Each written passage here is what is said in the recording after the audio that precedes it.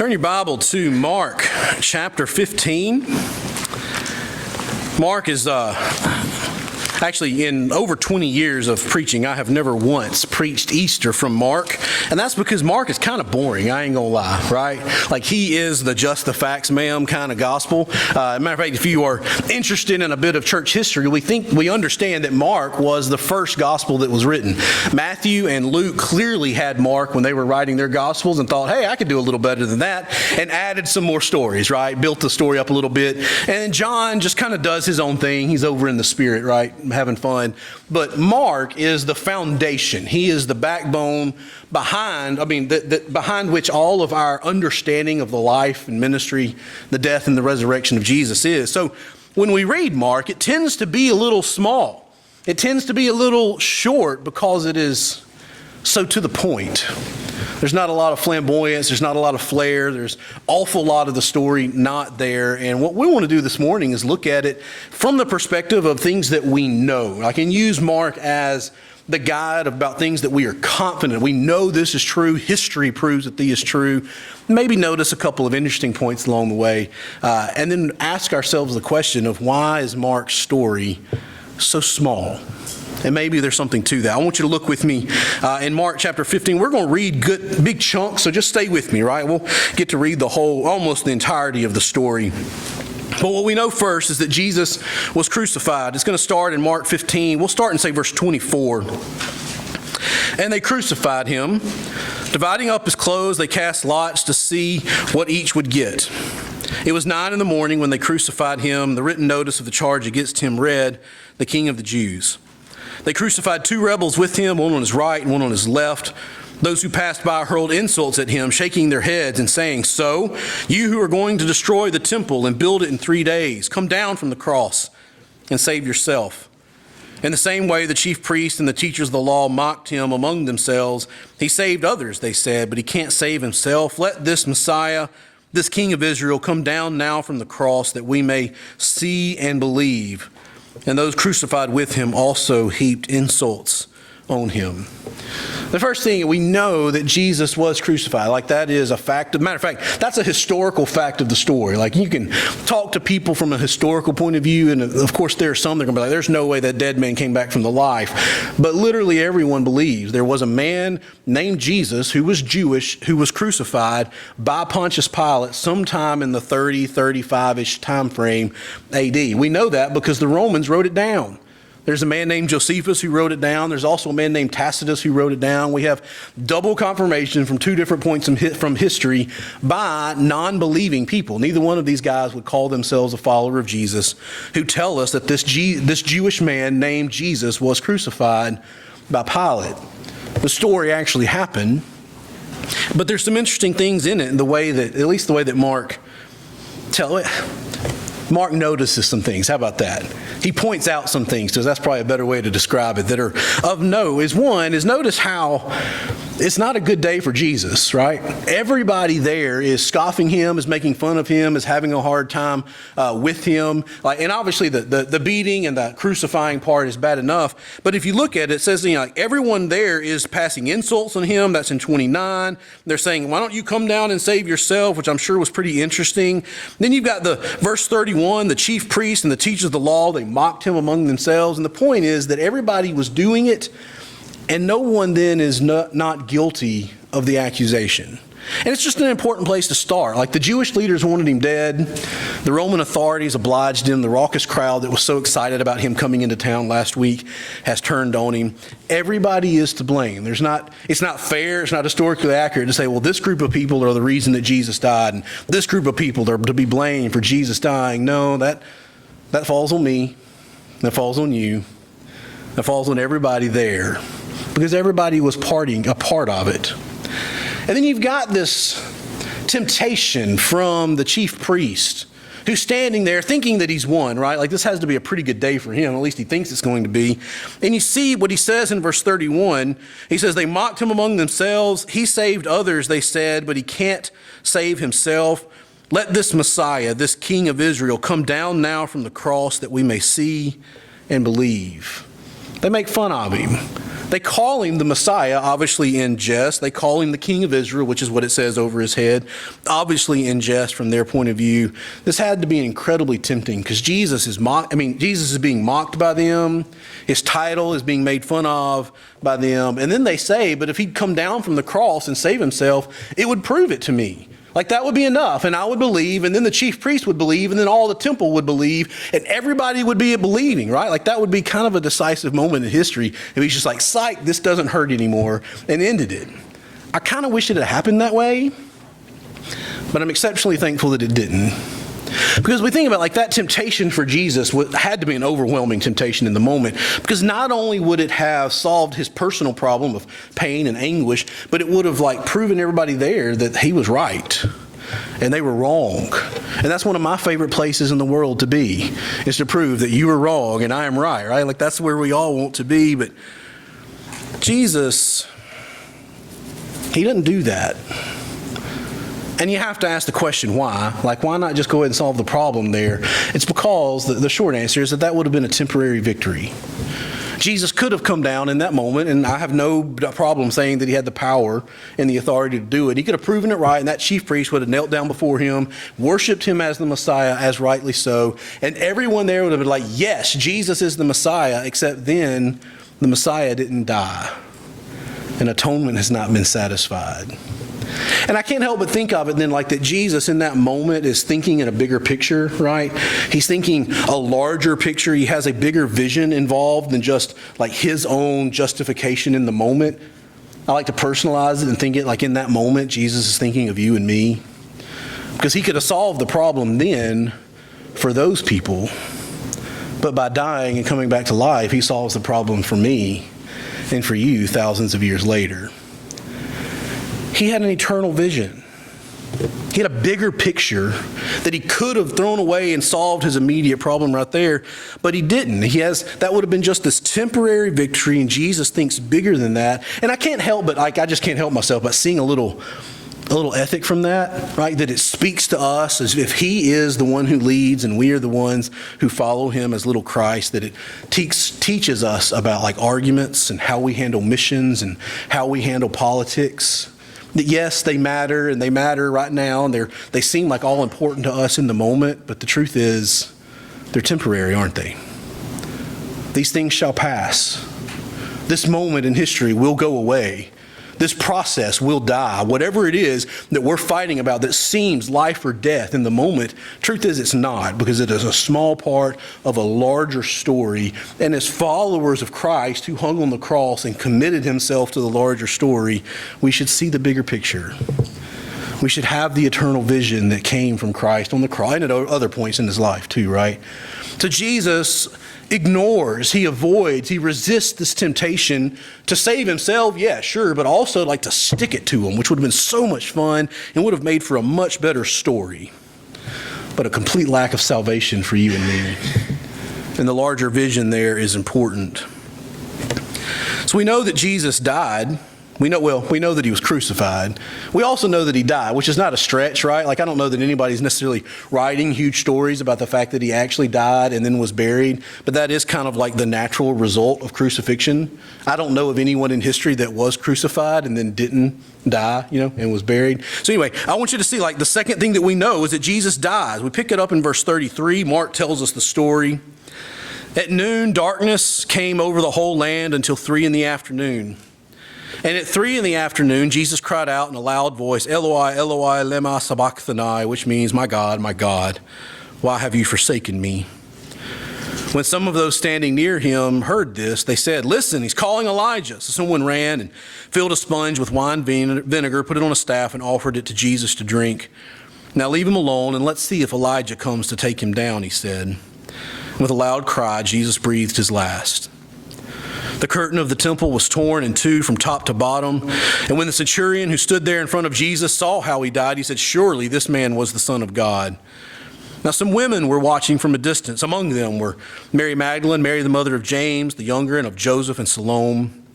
In Galilee, these women had followed him and cared for his needs. Many other women who had come up with him to Jerusalem were also there. It's preparation day. That is the day before the Sabbath. So as evening approached, Joseph of Arimathea, a prominent member of the council who was himself waiting for the kingdom of God, went boldly to Pilate and asked for Jesus' body. Pilate was surprised to hear that he was already dead, and summoning the centurion, he asked him if Jesus had already died. When he learned from the centurion that it was so, he gave the body to Joseph. So Joseph bought some linen cloth, took down the body, wrapped it in linen, placed it in a tomb cut out of the rock. And then he rolled a stone against the entrance of the tomb. Mary Magdalene and Mary, the mother of Joseph, saw where he laid. We know that Jesus died. It's confirmed by Pilate and the centurion, which is a pretty big deal since the centurion is an expert in death.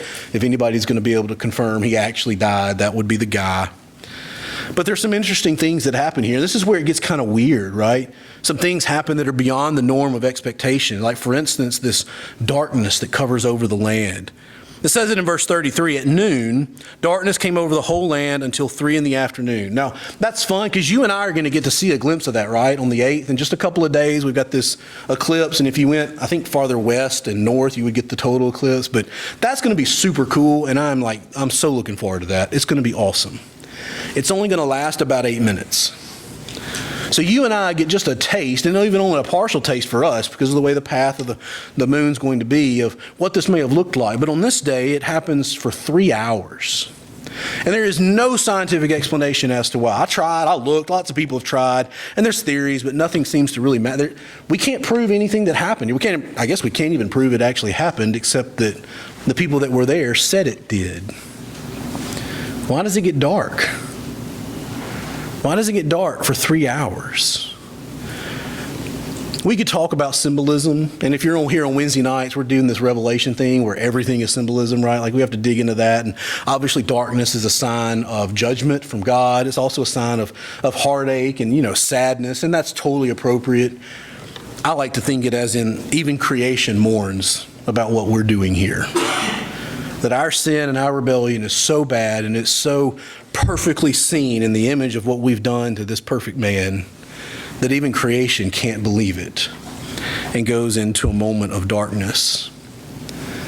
But then I think about Revelation. And I think about how the plagues and all the stuff that we read about there, and we're working on that right now, and they're all just a copy of the Exodus, right? Because everything about our story in some way comes out of the Exodus, where God comes and he saves his people and he calls us to be his people and he's going to be our God. And every image, every concept of salvation that you and I really know that comes from Scripture starts in that moment of the Exodus. And if you go back and read the story of the Exodus, the 9th plague is a plague of darkness. And it says, if you go back and read, it says that darkness came over Egypt for 3 days, all right, which is just unbelievable and unexplainable. So for 3 days, the whole land of Egypt is under darkness, except for the place where the Israelis live, where the Jewish people are living, right? Which actually absolutely doesn't make sense. There's something either false about this or supernatural about it, right? Because in one part of the country, there is sunlight, and everywhere else for 3 days, there is darkness. You know what happens the next day? The Passover happens. The angel of death comes into Egypt and kills the firstborn in every household except for the Jewish homes who have sacrificed the Passover lamb and put the blood over the doorframe. Tell me God's not poetic. That this darkness precedes the act of the Passover. And here we see the same story basically being retold on a global scale, where darkness precedes the death of the Passover lamb, and salvation is brought for God's people that has now been expanded to everyone who would believe it. Turns out the darkness is really more than just cool. It is cool, it's super cool, but it's meaningful. It's historical, it's symbolic, it's theological, it's pointing to something that happened in the history and signifying what's big about what's happening in this moment. The other thing that Mark notices, or he points out in this little story, is the cry that Jesus gives. I want you, like in 34, what that cool, y'all like how I read that out in Hebrew, like I knew what I was talking about, right? At 3 p.m, Jesus cried out in a loud voice, my God, why have you forsaken me?" And then we hear an echo of that in verse 37. With a loud cry, Jesus breathed out his last. And is that the same cry, or does he cry out twice? I really don't know, and I'm not really worried about it. Like, that is not a detail that's going to change the course of my faith in life. But what we do see is that Jesus cries out. He speaks from the cross, which in itself is like unexplainable. Like, he should not be capable of doing this. If you don't know how crucifixion works, is they hang you up and then everything hurts, right? So you slump down until you can't breathe. And then you push up with your feet, which are like, nailed to something. That's terrible. And you push up off of that. You get a little bit of breath until the pain is so unbearable that you can't handle it anymore. And then you slump down. And then all the weights hang you on your arms and it hurts again. And you keep doing that process until your muscles wear out and you can no longer push up. And at that point, you asphyxiate and you die. That's how you die from crucifixion. Like, the pain is miserable, but they do it in a way that it doesn't actually hurt you. What they do is they hurt you so bad that you get to the point where you can't breathe anymore. And that's how you die. How does Jesus have enough breath to speak? Much else cry out in a loud voice. Part of me wants to think like he's just that good of a man, right? Like, and maybe so. Maybe it's supernatural. Maybe he's so committed to whatever it is that he's accomplishing in this moment that he's like, I need to say one more thing. I want to say one more thing. Which leads to the question of, why does he say what he says? My God, why have you forsaken me? That phrase haunts me. It actually does. Like, I think about this a good bit during the year, and it kind of haunts me a little bit. And we wonder why, and a lot of smarter people than me have wondered why. Like, why does Jesus say that? And maybe like this is the moment at which sin actually, is laid upon him, which would be interesting. You think about it from his point of view, his entire human existence, and obviously his entirety, alpha to omega existence, right? He's never known sin. He doesn't know what that feels like. He doesn't know what it feels like to have God look and disapprove of the behavior. Not love it. Like, I don't want you to think that God doesn't love you even when you're sin, but God looks at you when you act like an idiot and he goes, no, that wasn't smart. I do not approve of that. Jesus has never experienced that before. He's never been wrong.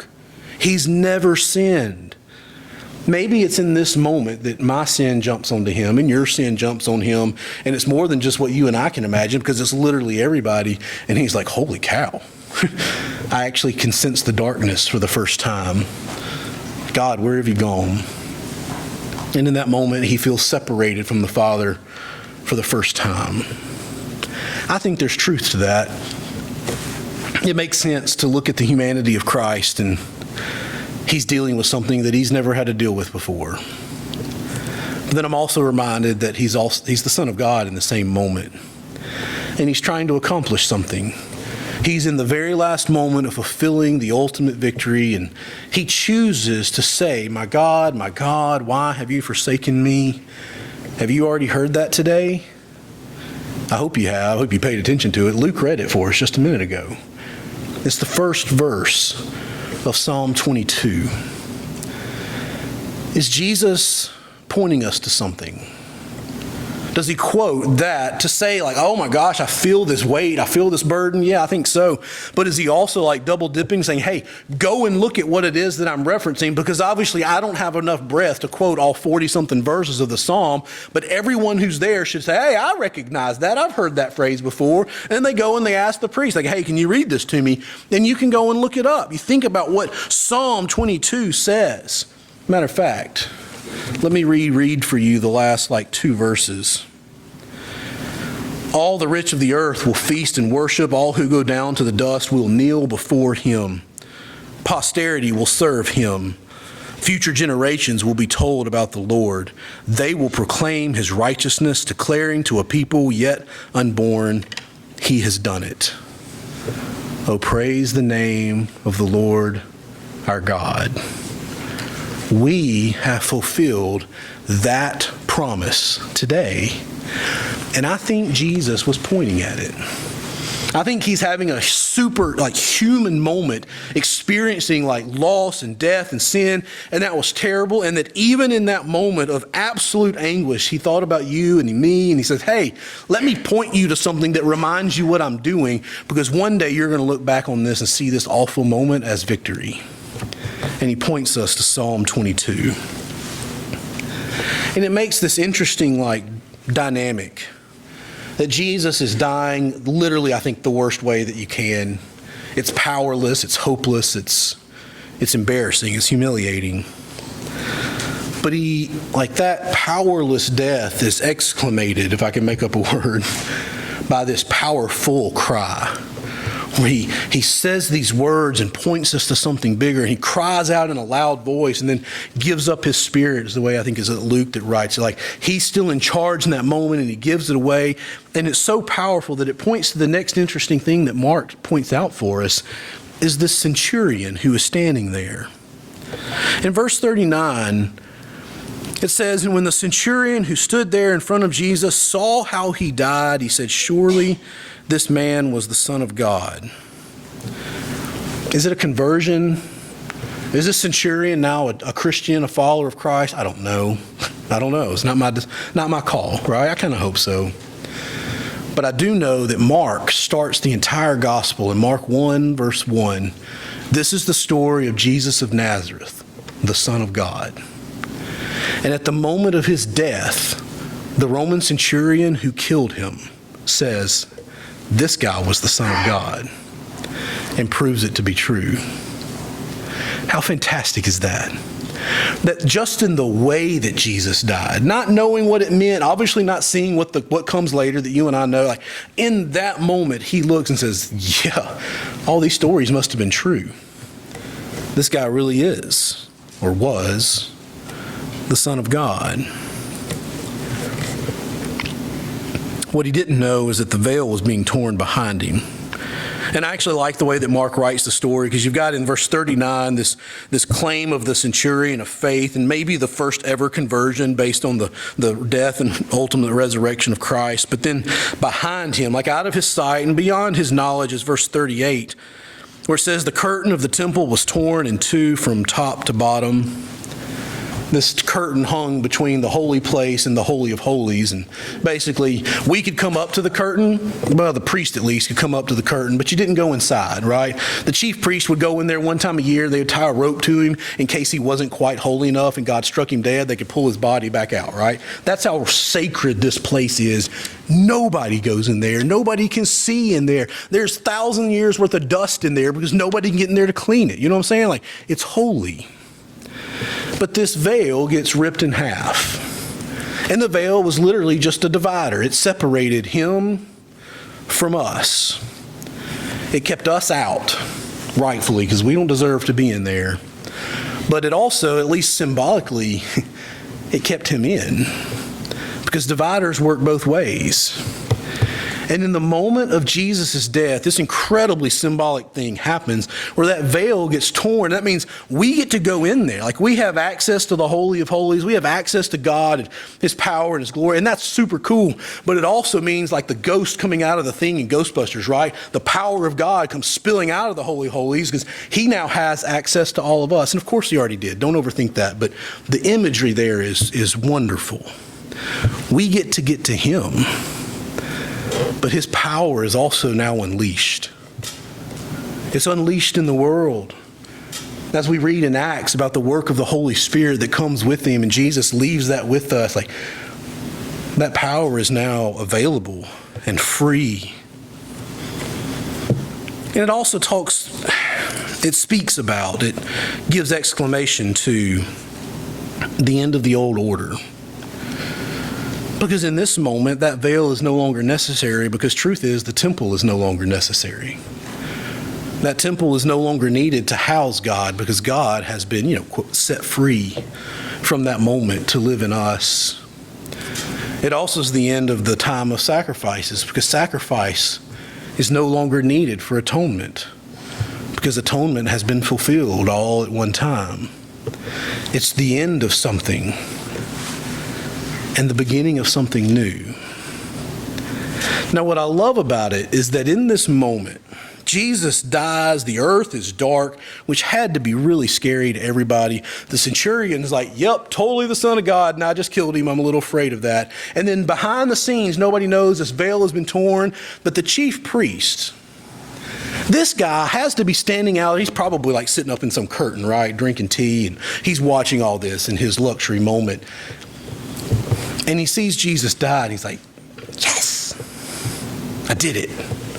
I have done what I was supposed to do. Jesus is dead. We've avoided a populist uprising because the people really liked Jesus, just a couple of days ago. And the uprising of the people would have brought about and unleashed the wrath of the Romans. And what the chief priest thinks that he has done is saved his people. And in this moment, it is like a moment of victory. He did his job. God told me to protect the people, and by God, I killed him in order to do it. Yes. He and his followers have they've taken advantage. They've connived the system. They've made fun of Pilate and worked up this crowd around him to get themselves this temporary victory. But it's just temporary. Ultimately, they have failed, or he has failed in what he tried to do. Because what we also know is that the tomb is empty 3 days later. Look in Mark 16. It says, when the Sabbath was over, Mary Magdalene, Mary the mother of James, and Salome bought spices so that they might go to anoint Jesus' body. Very early on the first day of the week, just after sunrise, they were on their way to the tomb, and they asked each other, who's going to roll away the stone away from the entrance of the tomb? But when they looked up, they saw that the stone, which was very large, had been rolled away. As they entered the tomb, they saw a young man dressed in a white robe sitting at the right side, and they were alarmed. Don't be alarmed, he said. You are looking for Jesus the Nazarene who was crucified. He is risen, and he is not here. See the place where they laid him, but go and tell his disciples and Peter, he is going ahead of you into Galilee, and there you will see him just as he told you. Trembling and bewildered, the women went out and fled from the tomb, but they said nothing to anyone because they were afraid. We know Jesus died. We know that he was crucified. We know that he died. We know that he was buried. And we know that the tomb is empty on the start of the new week. What interesting things, though, does Mark tell us? Now remember, Mark is a man of few words. That's the whole point of his gospel. He just gets the facts out there, which means that if he writes it down, he finds it to be pretty significant to the story. And what he does tell us is there's this young man dressed in white, right? He's chilling inside the tomb, waiting on them. And they get there. He speaks to them. Don't be afraid or don't be alarmed. In verse 6, you're looking for Jesus the Nazarene who was crucified. He's not here. See the place where they laid him. But go and tell his disciples, Peter, he's going ahead of you into Galilee, and there you'll see him just as he told you. I don't know if you can make the connection, but the interaction with this young man dressed in white fits all the elements of a theophany. It fits it scratches all the boxes of an angelic interaction. Every time in Scripture, there's like a motto, and we can talk about that again one day, like on a Wednesday night. Like the theophany is going to have 1, 2, 3, 4, 5 things that happen every single time when God, usually in the form of an angel, comes to earth and interacts with a human being. It always starts with, you learn this at Christmas, what? Don't be afraid. Hey, there you go. Hey, don't be afraid. Don't be alarmed.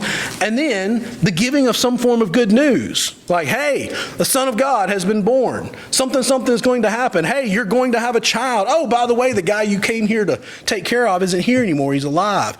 That's the way theophanies work. Is some form of glorious looking person, right, that's not supposed to be there, tells you not to be afraid, and then shares some kind of glorious good news that is beyond expectation, beyond what you thought was happening in the moment, and often even beyond scientific reality. That's what we see here. So Mark, for whatever reason, labels him as a young man, but we have to see it as the act of an angel. And ironically, he's the only person in the entire Gospel of Mark who actually says that Jesus is alive. He's the only person in the whole story that says that Jesus has resurrected. Because the women show up, and that's kind of the interesting thing, the other interesting thing that we see here, is these women show up to the tomb, and they're surprised, right? They're surprised to see a young man sitting there instead of a dead body. Because if you look like, say, in verse 3, or the end of verse 2, like they were on their way to the tomb. Then in verse 3, and they asking each other, who's going to roll the stone away from the entrance of the tomb? They are expecting, it says in verse 1, even to find a body.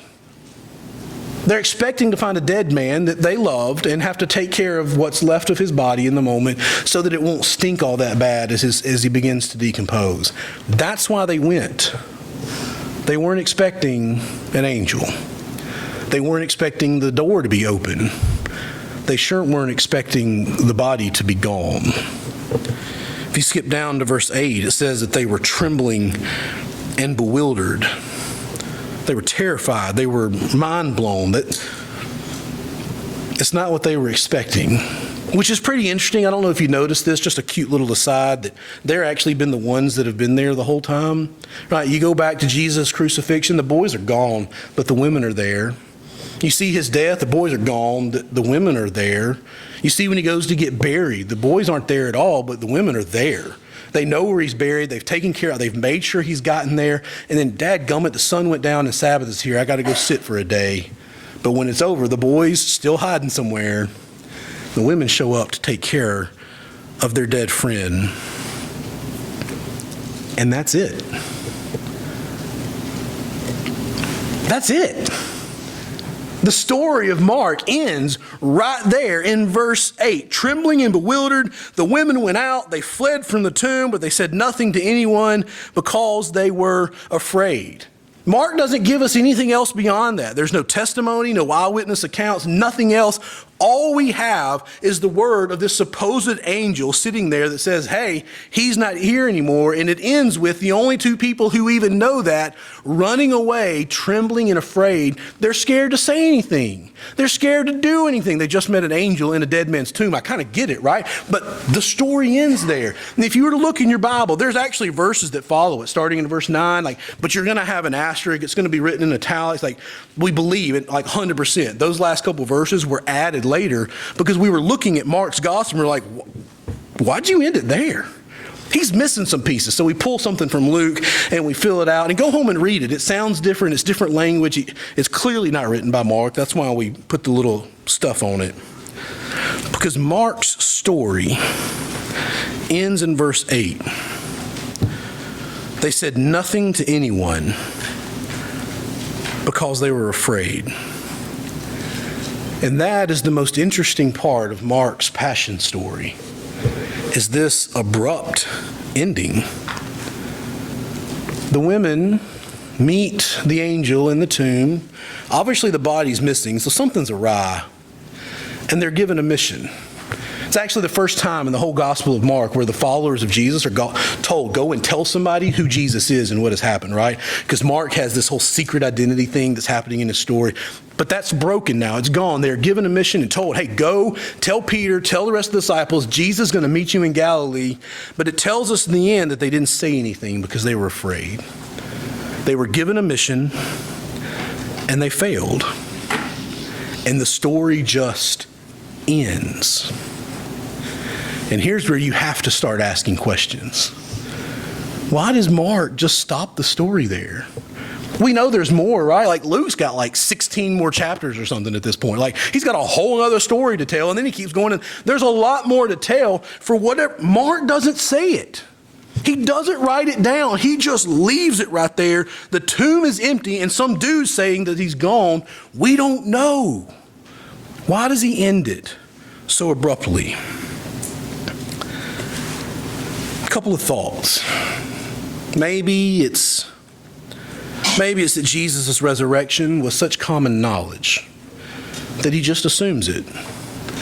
I thought about that even this morning. That was kind of a new thought, but maybe Mark's telling the story to a bunch of churchy people. He's y'all know he's resurrected, right? And we're all yes, absolutely. Okay, I don't need to tell you that story because you and I already know it to be fact.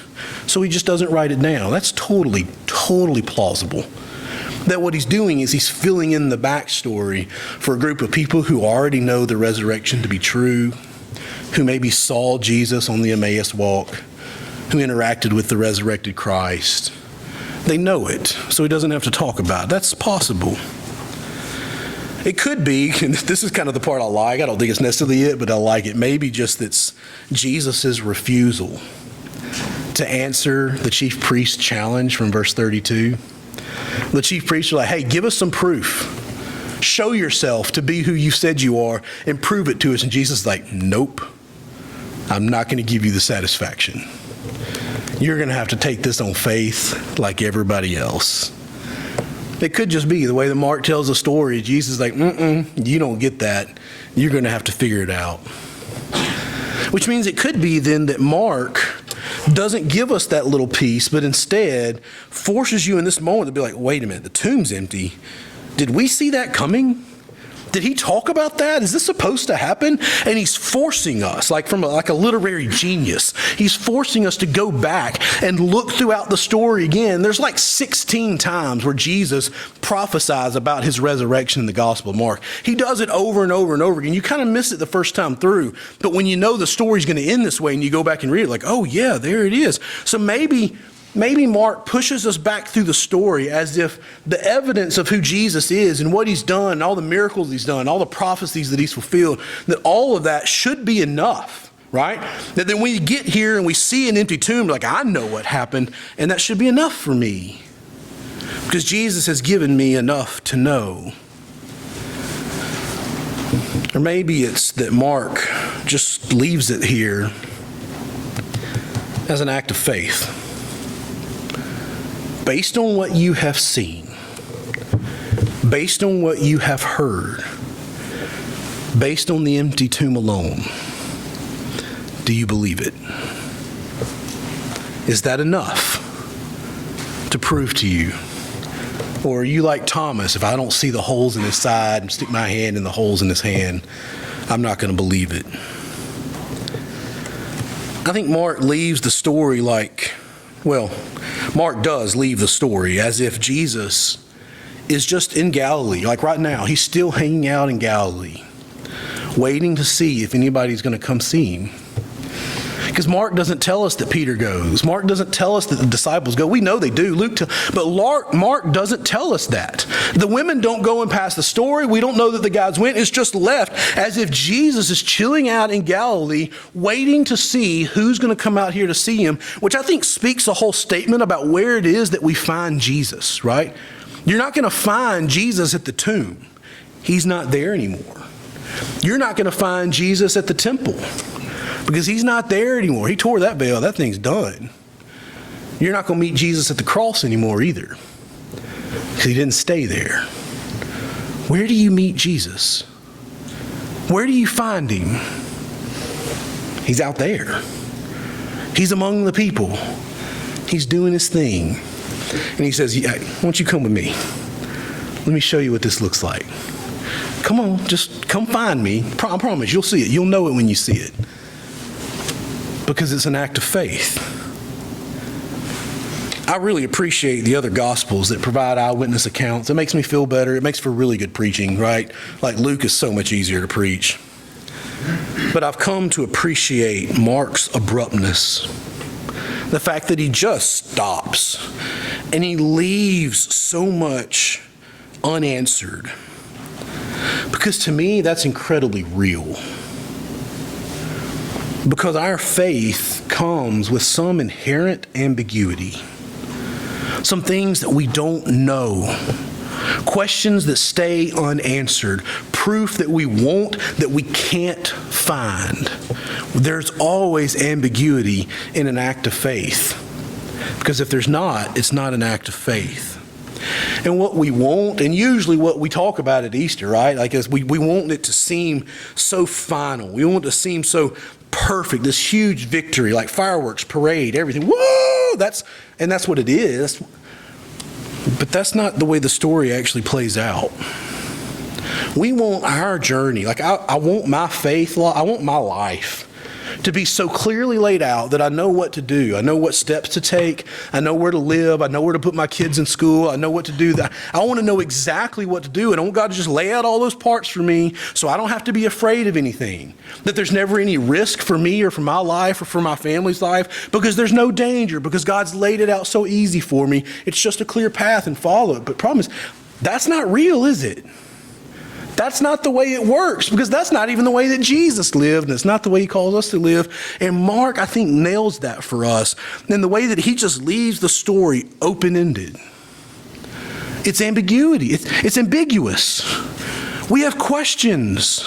We have concerns. I'm like, is it real? Yeah. But is there that 1% chance that maybe it's not? Oh gosh, and that scares us to death. And it should. Because if it doesn't, it's no longer an act of faith. And Paul tells us later that salvation comes what? By faith alone.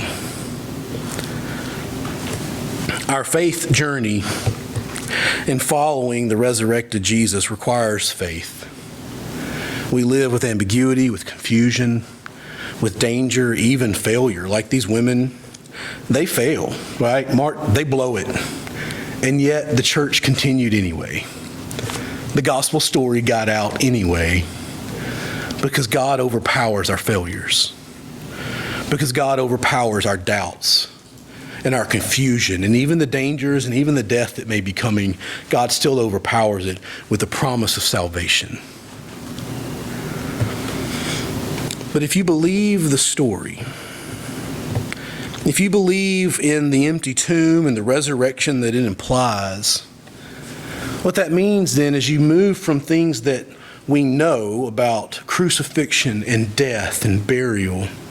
You get to tack on the backside of that you know about the power of the resurrection that has been unleashed into the world and unleashed into your life, that overcomes the danger, the doubt, and the ambiguity. And it just leaves the simple question of, do you believe it? And that's all I can do, is lay out the story for you and ask you, do you believe the story of a resurrected Christ? Let's pray. Father, thank you for the story. Thank you for those who have found it and accepted it as true. I ask for your blessing and encouragement on those who question, knowing that in you eventually all questions are answered. Would you give us the faith to keep asking, and especially the faith to keep following even when those questions linger, and allow the power of the resurrected Christ to walk among us. We ask that in Christ's name. Amen.